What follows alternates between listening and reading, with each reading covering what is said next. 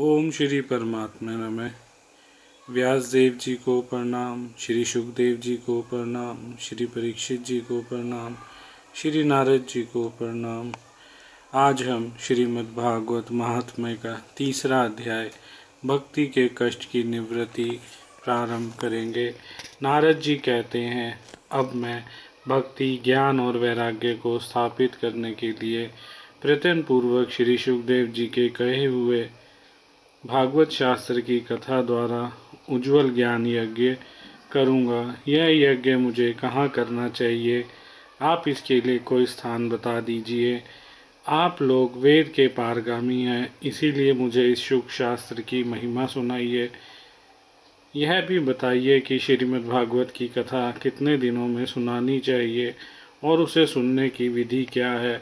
सनकादिक बोले, नारद जी, आप बड़े विनीत और विवेकी हैं। सुनिए, हम आपको ये सब बातें बताते हैं। हरिद्वार के पास आनंद नाम का एक घाट है, वहाँ अनेकों ऋषि रहते हैं तथा देवता और सिद्ध लोग भी उसका सेवन करते रहते हैं। भांति भांति के वृक्ष और लताओं के कारण वह बड़ा सघन है।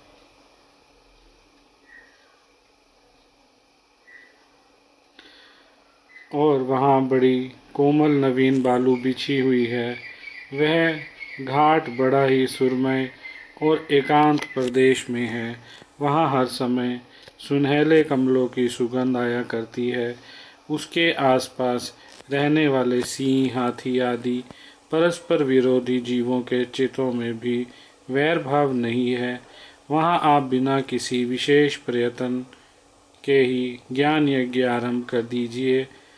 उस स्थान पर कथा में अपूर्व रस का उदय होगा। भक्ति भी अपनी आँखों के ही सामने निर्बल और जरा जीर्ण अवस्था में पड़े हुए ज्ञान और वैराग्य को साथ लेकर वहाँ आ जाएगी। क्योंकि जहाँ भी श्रीमद् भागवत की कथा होती है, वहाँ ये भक्ति आदि अपने आप पहुंच जाते हैं। वहाँ कानों में कथा के शब्द पढ़ने से ये तीनों तरुण हो जाएंगे। सूत जी कहते हैं, इस प्रकार कहकर नारद जी के साथ सनकादिक भी श्रीमद् भागवत कथा अमृत का पान करने के लिए वहाँ से तुरंत गंगा तट पर चले आए। जिस समय वे तट पर पहुँचे, भूलोक, देवलोक और ब्रह्मलोक सभी जगह इस कथा का हल्ला हो गया। जो जो भगवत कथा के रसिक विष्णु भक्त थे, वे सभी श्रीमद् भागवत अमृत का पान करने के लिए सबसे आगे दौड़ दौड़ कर आने लगे। भृगु, वशिष्ठ, च्यवन, गौतम, मेधातिथि, देवल, देवरात, परशुराम, विश्वामित्र, शाकल, मार्कंडेय, दत्तात्रेय, पिपलाद, योगेश्वर, व्यास और पराशर, छायाशुक, जाजली और जहनु आदि सभी प्रधान मुनिगण अपने अपने पुत्र, शिष्य और स्त्रियों समेत बड़े प्रेम से वहां आए।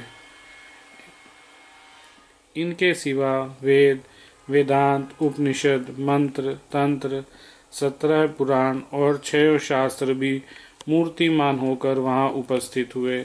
गंगा आदि नदियाँ, पुष्कर आदि सरोवर, कुरुक्षेत्र आदि समेत समस्त क्षेत्र, सारी दिशाएं, दंडक आदि वन, हिमालय आदि पर्वत तथा देव, गंधर्व और दानव आदि सभी कथा सुनने चले आए।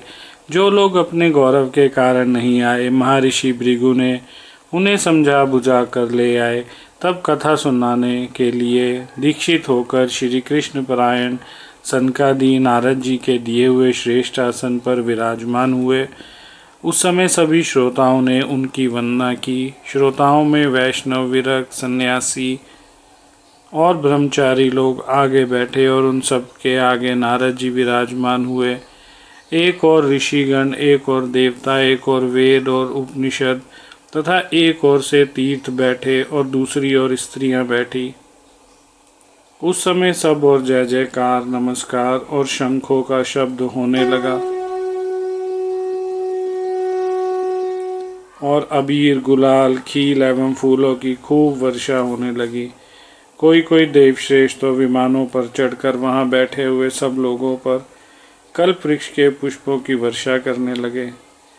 सूत जी कहते हैं, इस प्रकार पूजा समाप्त होने पर जब सब लोग एकाग्रचित हो गए, तब सनकादिक ऋषि महात्मा नारद को श्रीमद् भागवत का महात्म्य स्पष्ट करके सुनाने लगे। जय जय श्री राधे।